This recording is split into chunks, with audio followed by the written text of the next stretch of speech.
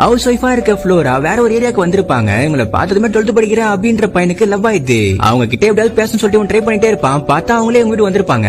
அவங்க கிட்ட ஜாலியா பேசி பழகினவன் ஒரு நாள் அவங்க குளிக்க போறத பாக்குறான். உடனே அவங்க வீட்டு ஜன்னல் எட்டி பார்க்கும்போது ஃப்ளோராவோட முதுகெல்லாம் யாரோ அடிச்ச காயமா இருக்கு. இதை பார்த்து அவன் ஃபீல் பண்ணிட்டு அங்க ஓடிடுறான். ஃப்ளோராவோட ஹஸ்பண்டுக்காரன் சரியான சைக்கோ. அவங்க வேணாம் சொல்லி கேட்காம ஃப்ளோராவை கட்டி போட்டு டேபிள்ல சாச்சிடறான். அப்படி அவங்களுக்கு என்னதான் ஆகுதுன்னு சொல்லி தெரிஞ்சுக்கிறதுக்காக அப்படி ஒரு பக்கம் ஜன்னல் எட்டி பார்க்க இந்த வாட்டி அவன் பார்க்கறத ஃப்ளோராவே பாத்துறாங்க. ஹஸ்பண்டுக்காரன் பெல்ட் கழட்டி ஃப்ளோராவோட முதுகுலே செம்ம அடி அடிக்கிறான். வலி தாங்க முடியாம அவன் கதற. இதெல்லாம் கேட்க முடியாம அங்கதான் ஓடிடுறான். அடுத்த நாள் ஃப்ளோராவே அபியை கூப்பிட்டு நீ எத்தனை நாள் எங்க வீட்டு ஜன்னல் எட்டி பாத்துட்டு இருக்கேன்னு கேட்டா, நான் உங்களை லவ் பண்றேன் ஃப்ளோரா, நீங்க என்ன காதலிக்கலாலும் பரவாயில்ல, அந்த சைக்கோ கூட எல்லாம் வாழாதீங்கன்னு சொல்றான். நான் இப்ப பிரெக்னெண்டா இருக்கேன், என் குழந்தைக்காக நான் கூட வாழ்ந்துதான் ஆகணும்னு ஃபீல் பண்ணிட்டு அங்க போயிடுவாங்க. அந்த சைக்கோ பையன் ஒரு நாள் ஃப்ளோரா வயிற்றுல செம்ம அடி அடிச்சிருவான். அவங்களுக்கும் ரத்தம் வந்து வலி தாங்க முடியாம கத்துவாங்க.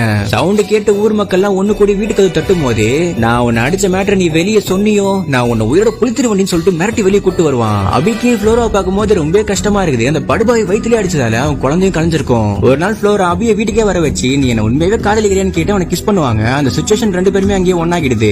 அபி காலேஜ் படிக்கிறதுக்காக ஆஸ்திரேலியாவுக்கு போயிடுவான். கொஞ்சம் மாசம் கழிச்சு ஹஸ்பண்டுக்காரன் சாப்பிட்டு இருக்கும் போது ஃப்ளோரா நான் பிரெக்னெண்டா இருக்குன்னு சொல்ல என்னடி விளையாடிட்டு இருக்கேன், நான் உன்னை தொட்டே பல மாசம் ஆகுதுன்னு சொல்லுவான்.